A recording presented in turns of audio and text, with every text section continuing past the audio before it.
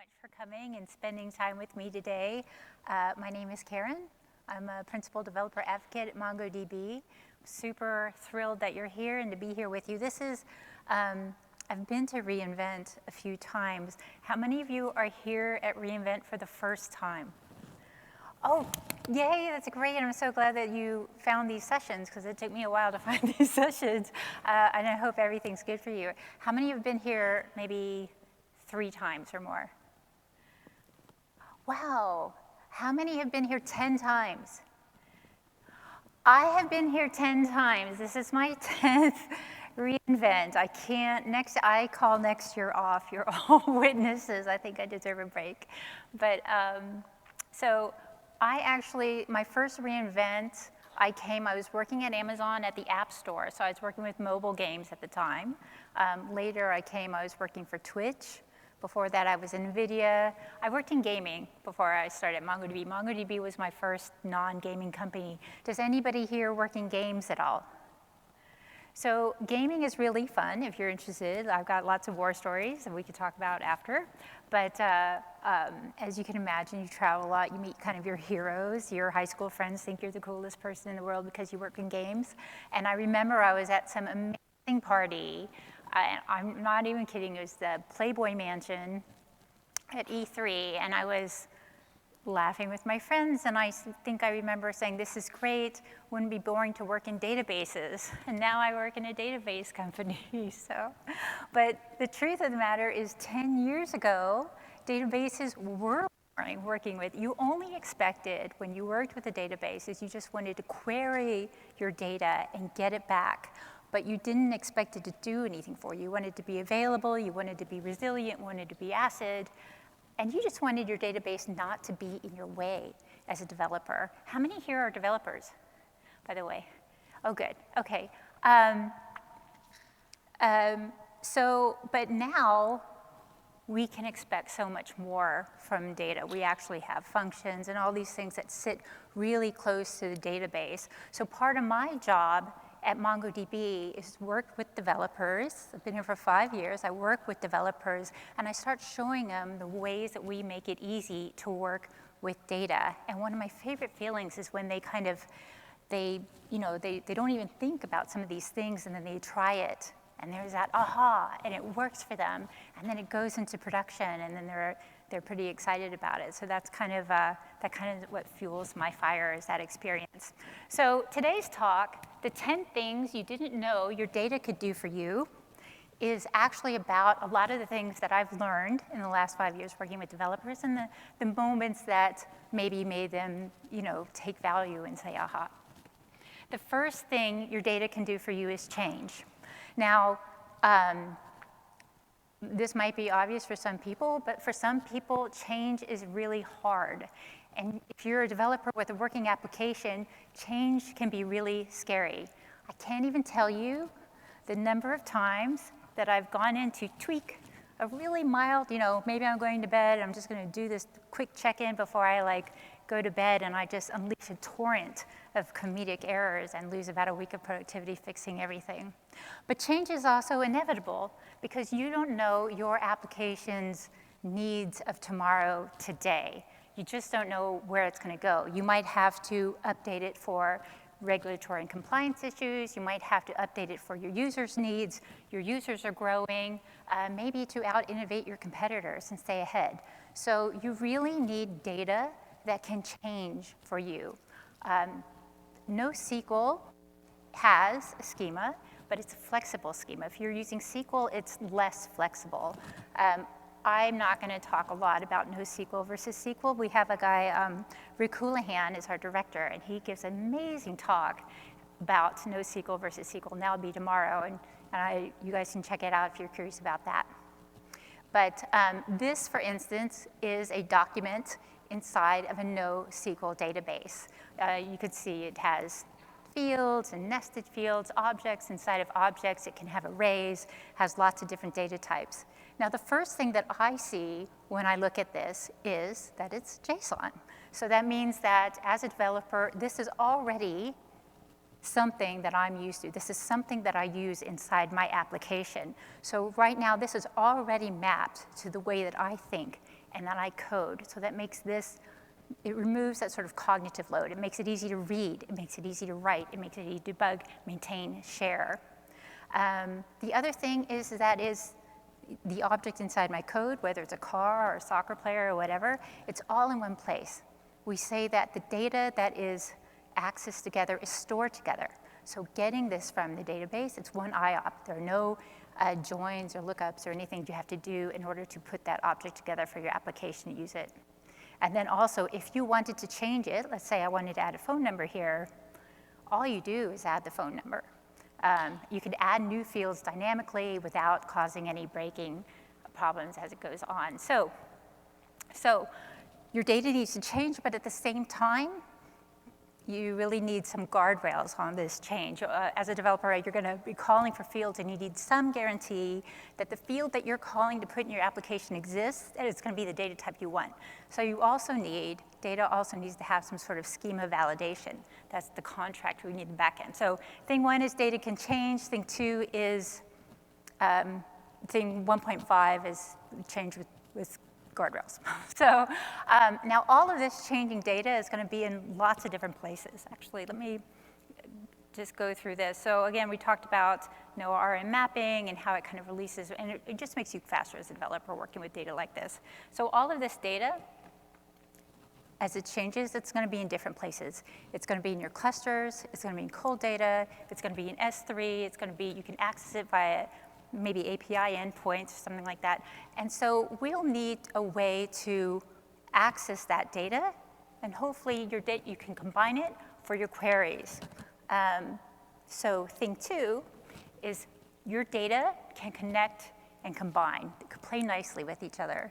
One example that is a common example is if, let's say you have an e-commerce store, and you're gonna need everything for your store, your users, your store data, and your products inside your database. But your suppliers, as they send your product information over, they're going to send it in whatever is convenient for them. It'll be CSV files, they might send JPEGs, all sorts of different vendors for your store, and you might just take all the data and put it in an S3 bucket. But in order for your store to operate, you're going to have to access that. And so working with that data spread out in all the different places it is could be a nightmare. But one way that you can access it is through data federation. So because we don't want to spend the time and the cost and the effort to move that data into cluster, we can query that data and we can combine that data virtually from where it is, and we can query it from there. So this is a quick overview. I don't expect you to memorize this slide, of course, but this is a high-level view of a data federation architecture. As you see on the right, we have the data plane, and so all of these clusters and buckets, they can be in different clouds, they can be in different regions, they can be in different places, they can be on an HTTP store. And then we have our compute plane that sort of combines all of these together so that you can, to create a federated data endpoint. Now this endpoint, once we combine all of these together, we can just use it, connect to it in our application or from our tools, just as we do any other collection that's on our cluster. So the other thing is in the compute plane, all of this is serverless. So you don't have to set up any sort of infrastructure for it. And if you're not, once you create your federated data layer, if you're querying it, if you're not querying it, you don't have to pay anything because it's serverless. So I am going to show a demo. So I do have 10 things, which is a lot of things, but I'm going to try and break it up with some demos. And the first demo I have is, so the demo is going to be, it's going to be one demo broken up in 3 things. It's going to be maybe this, it's going to be the story of an application and how the application is going to grow over time and how it's going to grow down over time as well. So the first thing I need from my application is I want to be able to query these. So let me see if I can get it to work. Okay. So this is Atlas. This talk is a generic what you could do with data, but everything that I'm showing you is within MongoDB Atlas. So here we have our players collection inside of a soccer database. Did I mention that this application is actually about soccer players? Is anybody watching the World Cup? I hope everybody's watching the World Cup. It's actually pretty good so far. So I found a collection of 20,000 soccer players. Each of these has about 100 different fields in it. And I'm going to use that for my thing. So I set it up as a soccer federation. That's what I'm calling my federated layer, because I'm very proud of that name. And then you can see here that I need to add, once I set that up, I'm going to have to add my data sources here. I can do S3, an Atlas cluster, or external data via an HTTPS. So I add my soccer database. And then actually, instead of doing S3, I want to augment my soccer player data with data from a TikTok API. I thought that would be pretty cool to put. So I'm going to use, instead of using S3, I'm going to use HTTPS here. I add my data sources. And then once I add my data sources, I can create a collection, or, am I cutting in and out? A collection or several collections inside of that. So I'm going to just add all of this together as one virtual collection. And then you can see that I can connect to it just like, just like I could any other thing. So right here, I'm connecting to it in Compass. I could also grab a connection string and connect to it in my application. So I'm connecting to it in Compass, which is our graphical user interface for MongoDB data. And then I can query it if I wanted to, but I'm going to use an aggregation here to find Lionel Messi. I'm not going to talk too much about aggregations right now. Like, I could have just done a simple query, but I want to make the point that you don't just query your database and get the data back. There are things you could do with it. Aggregations are very, very powerful. It's difficult to talk about MongoDB data without talking about aggregations.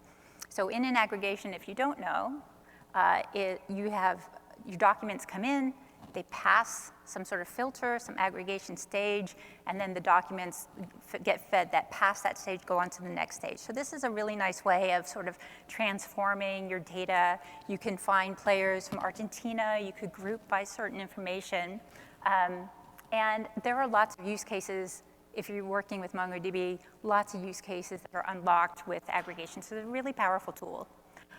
One thing that I use aggregations for is data cleaning, and one of my favorite operators is actually $out. So once you transform your data and you get this analytical insight or whatever you want to do, you can $out it into a new collection. You could $merge it into a new collection as well, or you can even $out it as Parquet into an S3 bucket. So you can get this data from all these different places, including HTTPS, and you can transform it, and you could put it into an S3 bucket. You could do. We have customers who do this on a cron schedule every day, and they use it for some of their compliance testing. So now that's one way to. Let me make sure I'm not. Okay, whoops.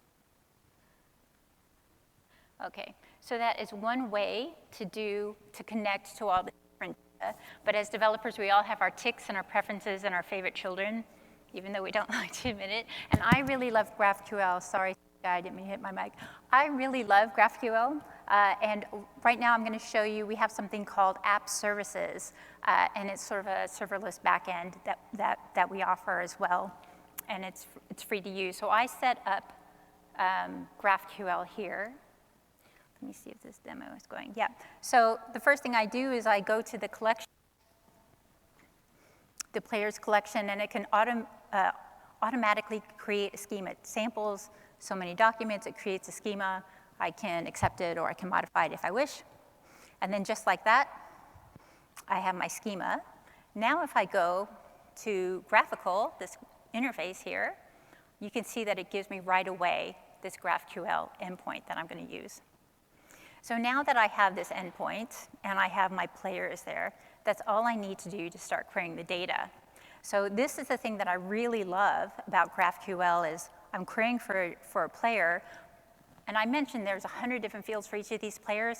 I don't want all of those fields. I don't want to bloat my payload and sort of slow down the performance of my app that way. I'm just going to query for the fields that I want. So I just get the short name and the ID and the age, and you see that it returned there on the right. So now, I'm sorry, I'm very bad at video. So now that I have that, there are lots of things you could do with GraphQL. You can set up relationships between your collections, and you could also, but what I'm going to do is I still need to get that data back from that TikTok API, so I'm going to use a custom resolver for that.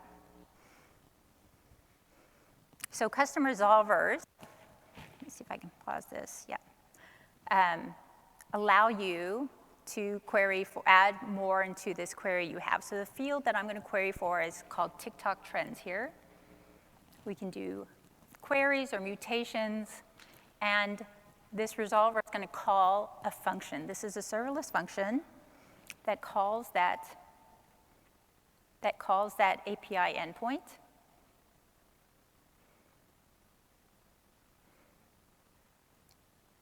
Couple of the housekeeping. I need to say what it's expecting and what I expect it to return.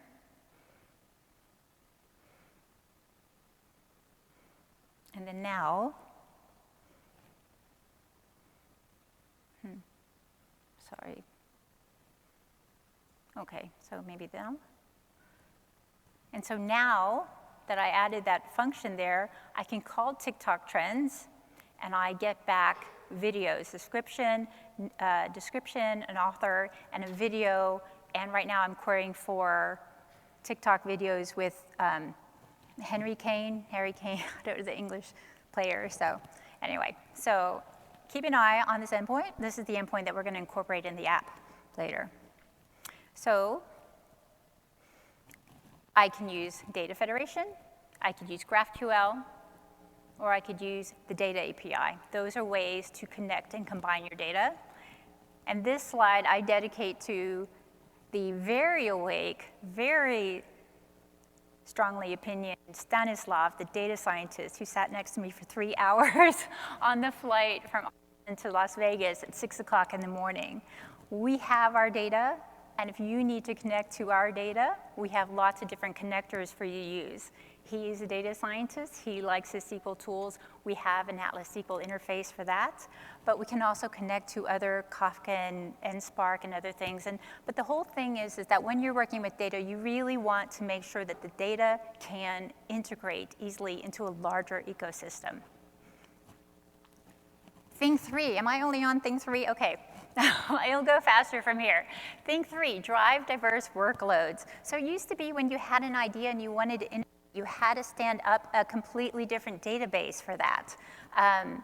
Some examples are time series, search, and analytics. So imagine, so I actually do a lot of work with search, so I'll speak about search in this example. If you wanted to, your operational data might be in MongoDB, but if you wanted to run some search queries on it, you might need to, a lot of our customers had previously stood up their own servers, and maybe they'd run Elasticsearch or Solar, and that was actually using Lucene. So what they had to do is they had these third-party systems and servers. They had to stand them up, scale them, secure them, maintain them, pay for them, and then make sure that data was in sync all the time. So that's a ton of headache and ton of cost and ton of people and whatever. So you should expect that your one data set can drive diverse workloads. So I'm going to show you this demo is going to go quickly. So this demo actually exists. Part of my job is I write code to show people how easy it is to build things with MongoDB data. And if you go to this website, it's not on your phone. I mean, it doesn't run on your phone, but it's on the website, atlassearchsoccer.com. This is that application, and I will just run through it now. So in it, I'm using different sort of search operators. So we use the aggregation here. We have $search. And I use different search operators to look for that same player data set, players that have really hard names that I have no idea how to spell, this is something that's really kind of cool to use for that. We use wildcard, text, autocomplete operators for that. Or we use facets. You see that we have facets on the bottom and count. And then once you find the player that you want, this one's going to be autocomplete. And you can see the code blocks. As you press on the buttons, you can see the code sort of building up there on the right. So this, if you're interested in search, this should help you get started. And then the idea of it is that you can build out your dream team as the World Cup goes on. So, and everybody has a different dream team, and so you could share it with other people. So that application, that Dream Team application, is actually going to be the starting point of all the other things that you can do with your data. So I'm going to take that application that exists in the world. I'm going to sort of work through that as a starting point example of the other things you can do. And thing 4, does that say 4? I can't see. Is drive application functionality. Your data should be able to drive application functionality. Changes in your data should be able to trigger other events inside of your application. One example of it, this typical event-driven architecture, is I'm going to do, and I'm going to show you how we do this in a second, is if somebody logs in or signs up for the service. So I have my application, I want users for my application, I want to know who they are. So I can have that event where they sign in, we use user authentication, calls an API, writes that user to the database. I'm sorry, I skipped that too fast. The other thing that events can do is it can drive your analytics as well. And I have a whole section later on analytics that we'll talk to more. So in this next part of the demo, I'm going to show you how we set up that authentication on the back end, still in the app service. Same thing I did with GraphQL. I'm in that same app here. And I'm going to set up triggers. So triggers, you can see that we have database triggers, authentication triggers, and scheduled triggers. Scheduled triggers is basically a cron job, so you can set up certain functionality, serverless functions to execute on time. Database, if something changes in your database, we'll talk about that later. We're going to do authentication. And you can do this when you create a new user or when a user logs in again. So it listens for these things happening, or when it deletes. Deletes, I think, is interesting because often when you delete a user, you need to delete them from several different points. So this would be a really good way of sort of propagating those changes. So then I put in a function, just like I did with my custom resolver. It's the same function, same type of serverless function. And then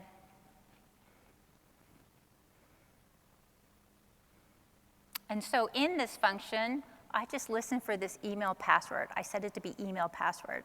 So I set it for the data that sends back, that authentication sends back, and I will make a new user from it. So when I get that user data back, I will insert it as a user into a user's collection. So now I've configured that was the back end, I've configured the front end for it. And so now I can log in. Very simple sign up. And now I know who my user is. And now I know who lots of users are as they do this. So I can create a sort of custom experience for this person. But the other thing is inside the application, as I'm driving functionality in the application, now I can see who is logged into this application and sort of use his name, use sort of stuff from him, and sort of maybe augment his user information to create personalized experiences for him. So thing 5 is your data can drive a deeper user engagement. We already showed how you could say this person's name, but there are other things that you could do with that functionality, by the way, to make it special for that person. When you sign up, I just created a user, but there are other things you could do. You could integrate with AWS SES. So when somebody signs up for the first time, you could send that person an email, maybe send them a coupon code or something like that. If they log in on certain dates, you could, I don't know, tweet them when their product comes back in store, anything like that. But the nice thing about this is that you could set these functions up and you can forget them. If they don't get used, you still don't have to pay for them because they're serverless functions. So, but they're very easy to turn on and off as well. So I'm not going to get into this one too much. We'll talk about that later. So this is that application now that I've logged in and it's for me. This is me interacting with the application with that TikTok API that we're using. So let's see if this shows up and if we could hear it as well. So I look for Mbappe because I always look for Mbappe. All right, guys, Flames challenge with the one and only Kylian Mbappe. Let's go. Let's go. So real quick, so now we have our TikTok video, so that was kind of fun. That was a new way of making this more engaging than what I had previously. But the other thing, I got a little fancy because I got kind of happy with all the stuff I could do with custom resolvers. And I actually set up another custom resolver there for that more like this functionality, which is search functionality, looking for more players who matched Mbappe in terms of his player traits and his position on the field. So,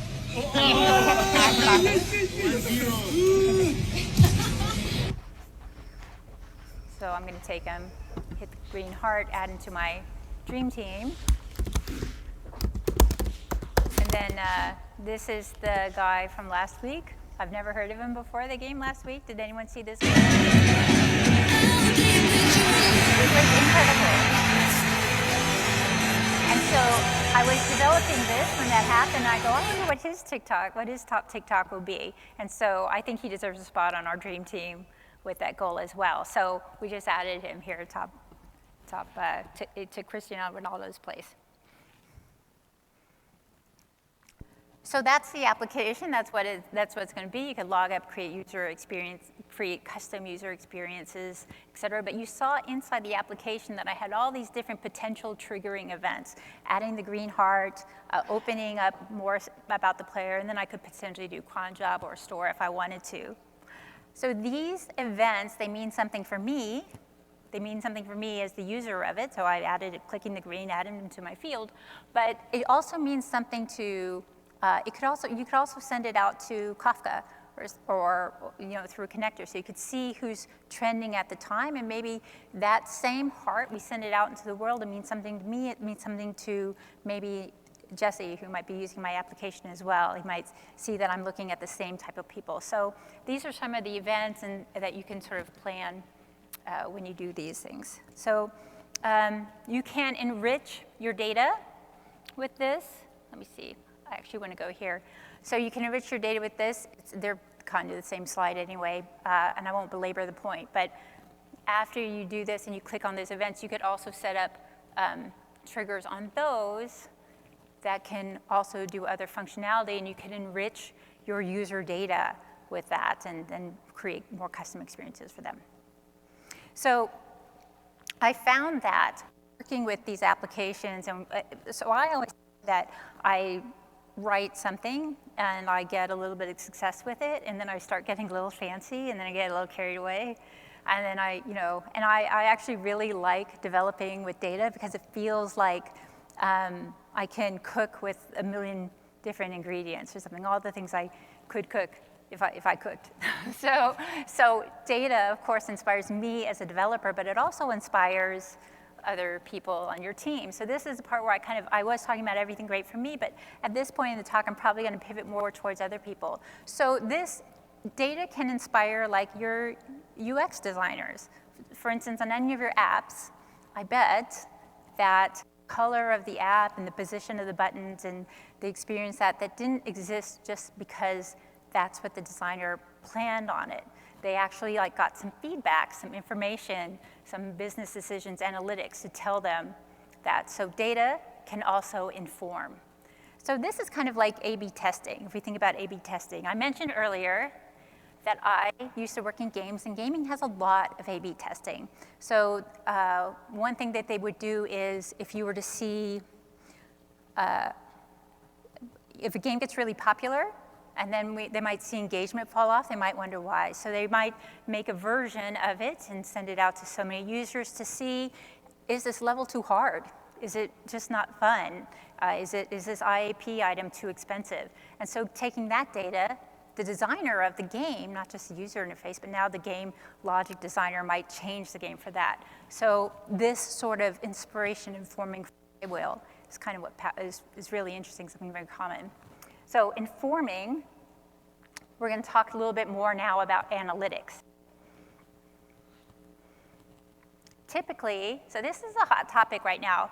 Typically, analytics has been done in two different places. We have the applications that run the business and analytics, and they're run by different teams, often in different places. Like sometimes analytics would have a dedicated node to run their analytics on. But this is great. This is not going anywhere. People are going to be doing this for a long time. But for modern applications, this might not be enough. So in the demands of digital economy, we have all these different use cases, and they need better data, faster data for various different reasons. The one thing that they have in common, though, is that they can't wait for the data to be moved over. They need their data now. You can't wait. If you're doing fraud prevention, it doesn't do you a lot of good if the person's already left the counter with the stolen credit card. So we've typically done, you have your developers on this side, you have your data analysts on that side, but in modern applications that we find running off of real-time data that you're going to need to sort of fuse, we call it shift left. So Forrester Wave came out this week, I think it was this week, with an article where it talked about this sort of fusing of analytics inside of applications, and they call it translytics. So this is going to be something really interesting in addition to this real-time analysis, in addition to this more traditional analysis. But what it means for developers is that developers are going to need new tools and new APIs and maybe new formats and indexing so that they can push the analytics closer down into the database and less on the application. And then other persons will also need to be using their tools, something that they're more comfortable with for this real-time insight. And they'll need to be doing all of it on a single platform because if you were to wait, the stale data, it's not a lot of value to the customer. It hurts the customer experience. ETL takes too long, and by the time you get that insight, it's not a lot of value if it's too far removed from the event. So for things like that, this is what you would need. Let me see. So we know that from our analytics that our data, that our soccer application is catching some wind and speeding up and engaging people. So thing 8 that you should expect your data to do is grow as you grow.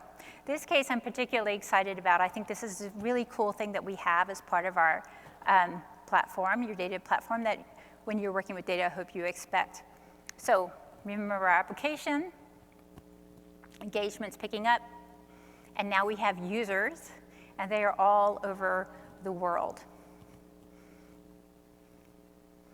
So we are going to need to service those users all over the world. And so one thing we can do is, right now, our application was just set up in Oregon.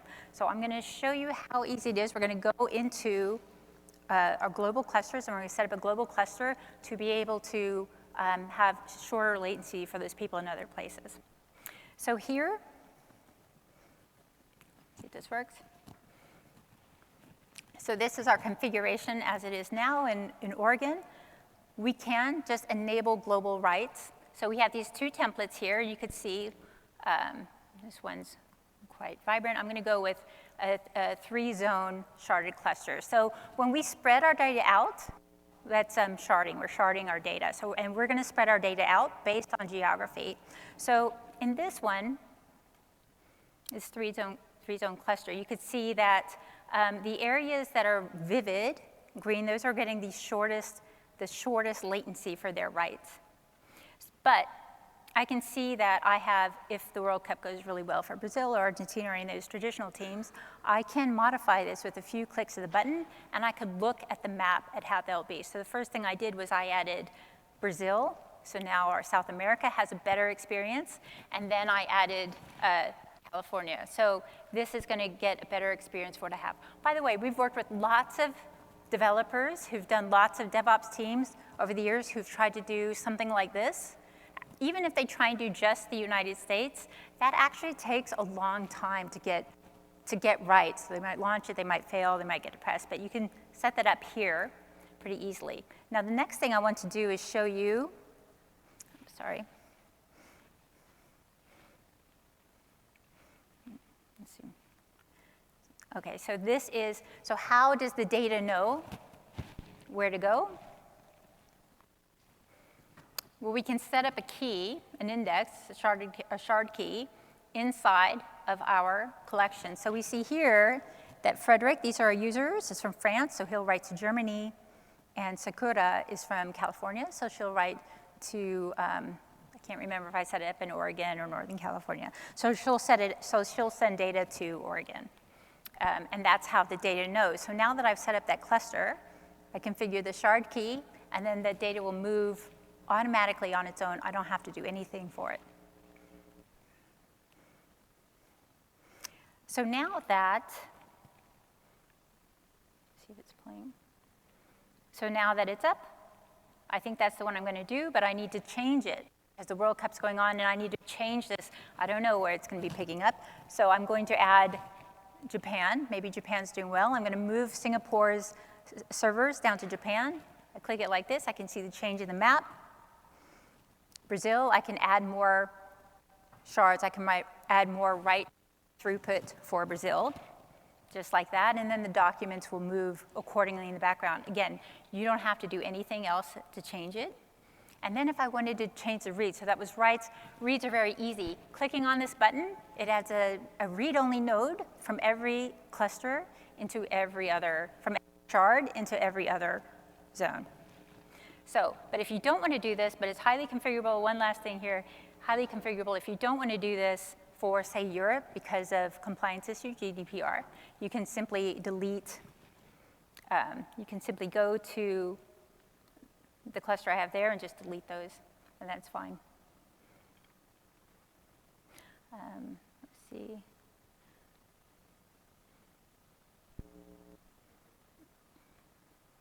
Okay, so now that the World Cup's over, people aren't using it as much, and all I have to do to delete is simply click on the shards and delete it. And now all the data is migrating again, and so this can support the life cycle of your application as you go up and down. We just released a story today with a company from South America called MediaStream, and they're actually using exactly this. They are streaming World Cup games. They need this sort of elastic capacity to be able to handle their demands. And so we're really excited to work with them on this. The point I want to make with this is that as they change, as they start picking up in South America or wherever they need to be, as they move their data around, it still uses the same connection string. They never have to change that same connection string. They can configure all this. Everything that's done automatically. Not changing your connection string means you'll have no downtime. Okay, skip that one. So the reason why I really like that is I think it's fascinating, and I think it's magical, of course, but the other reason is I really developers don't like to size infrastructure. I don't want to speak on behalf of everyone here, but I saw this slide at another conference, and I felt very seen and very validated. I don't actually particularly like to size infrastructure because it keeps me away from doing the things that I like to do. So plus it's hard and why do it? So if you don't like to size infrastructure, you could do global clusters configured that way. And if you really don't like to size infrastructure, you can use serverless. So we also have a serverless offering as well. And so the nice thing about serverless is, of course, that it's very elastic. You can spin up and you can spin down. But because there's always infrastructure available, you're not going to suffer the cold start penalty. So you can scale all the way down to 0, and you can still, that cold start serverless problem is actually not a problem anymore. You could have flexible deployments. So once you start your application, if it moves up, it'll scale up for you automatically. But if you decide you want to move to a dedicated cluster, which is what I was showing earlier, you could do that. And again, there's a consumption-based pricing. So if you don't use it, you don't have to worry about it. Data migrating, now your data, thing 9 is your data needs to go with the flow. So we talked about how it can migrate. We talked about the connectors, but it can also sync. And let me see. So it can also sync. We have flexible sync, cluster sync. So this whole thing is about the technology to allow you to move the data around to the edge or to the other devices or cold storage. The technology exists for you to be able to do that. In cluster-to-cluster sync, we have lots of different use cases for this. You can move it from on-prem. You could sync it with anything in the cloud. You can manage that. You could do a subset of data if you want to just keep the subset of data in sync. That's one thing you could do. And then I wrote Realm Mobile, but we had a rebrand. I just wouldn't call it mobile. And then we also support mobile cases. So with the mobile cases, you can do, the nice thing about data here is you can do flexible sync. You could sync your data from your device. You could sync a subset of data from your device with flexible sync, or you could do asymmetric sync, which is just syncing one way. But the best part I think about mobile is that they already have the built-in conflict resolution and the networking issues solved. And it's actually just a few lines of code to get that going. Realm by MongoDB is actually just the database on the devices. So you have a local database on your phone or on your IoT device. So that's great for latency and responsiveness. And then if you're offline, you can still interact with your app and have your data there. And then when you're online, it syncs to the cloud automatically. You don't have to do anything. And so that's code that I dreaded to learn. And I've waited long enough, and now I have to write that code. So that's another thing I like that your data can do for you, save you some writing code. And then if you're going to go with the flow, you should also go away with the flow. So you can set up rules inside your data and index on certain time. So if your data gets old and you want to move it to cold storage, you could set up these rules to run them automatically. But at the same time that you're setting this to move it to cold storage automatically, you can still use data federation, for instance. It's still accessible to you. So that's be a really nice way of sort of managing costs for some data here. I don't know what the next slide is. Oh yeah, that's this slide. So we got through 9 things. I'm almost on time, so I'm going to go over the last 9 things, and then we'll go to step 10. We have change. Your data can change. Your data can connect and combine with each other. It can drive diverse workloads, drive app functionality, drive deeper engagement. That's super fun for me as a developer. As I start working with other teams, your data can inspire them. It can inform them. Always grow and go with the flow. And if you notice here, I've lined these up as if it's a soccer team. That was on purpose, because I wanted to give you a hint to the last number 10, the number 10 thing data can do. Does anyone want to guess the number 10 thing data can do? Based on the thing. What player is missing? The keeper, the goalie's keeper. So the number 10 thing your data can do for you, thank you very much, is protect users. So this one I saved for last because, you know, you like to say that in soccer, like, you know, it's everybody's responsibility, but security is really kind of the most important thing, and the keeper, you know, keeper's going to get blamed for all of it. So I can do all of those 9 things, great. I could have a fantastic user experience, but if I'm not careful with our users' data, then that's just a really bad experience. If we're not going to use it, it doesn't matter what you do. So, but the other thing is that I find security very, very hard, just like I find network connectivity, writing that code very, very hard. So this is, you can protect your users. We have a way of doing it without, and all these other things that you really don't want to think about. You can have compliance automated, et cetera. So our data is secure everywhere you need to use it. Every MongoDB Atlas cluster is in a VPC, its own VPC. So obviously you could do VPC peering with AWS. You can use their IAM database authentication for all of their different services to connect with your Mongo cluster, all of them at once.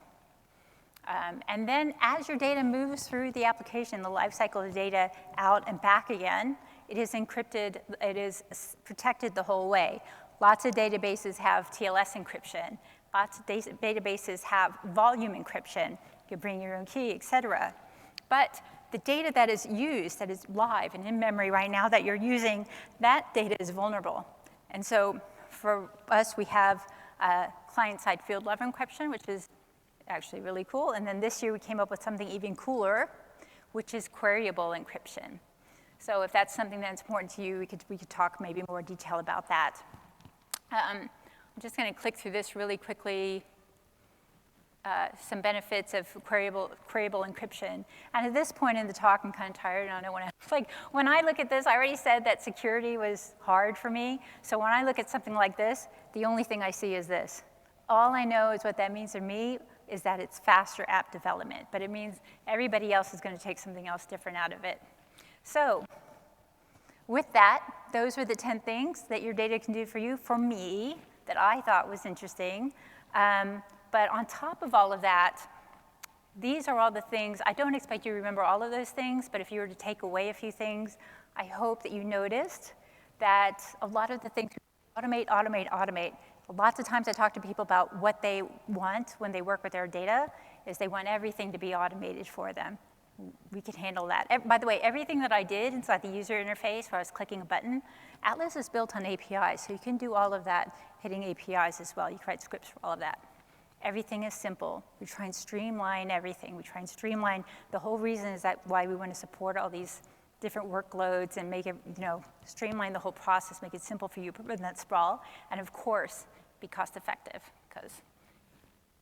And these are all things that you really should expect every time you work from a database. So the nice thing about working with data is I get to do all sorts of different things. The nice thing about working with the developer data platform is that I get to feel the success of things quite quickly, and it kind of makes me look good to my boss, I suppose, because I'm very productive as a developer, but it makes me feel good. It makes me feel productive, and it makes me be able to learn more things and incorporate new features. So I hope you guys got something out of that talk. I'll take questions. But I just wanted to point this out. We have a couple more events. We have a desert disco. That's tonight at the Emerald out in Sugarcane. I believe you need your badge to go to that. See, do you know? So you just need your badge, but please come by. We have DJ Malibu Kathy there, and I'm going to dance because I've been working really hard and I haven't gone out at all this whole time. And then that talk by Rick Houlihan. Rick Houlihan actually worked here at MongoDB for a very long, worked here at Amazon, AWS for a very long time, and we're thrilled to have him in MongoDB, and he has a lot of insight of SQL versus NoSQL. Plus his talks are really fun and funny, so check out his talks. And then connect with me if you want. Let me know what you think. Let me know if you agree, disagree, or what your 10 things would be. Does anybody have any questions? Does anybody want to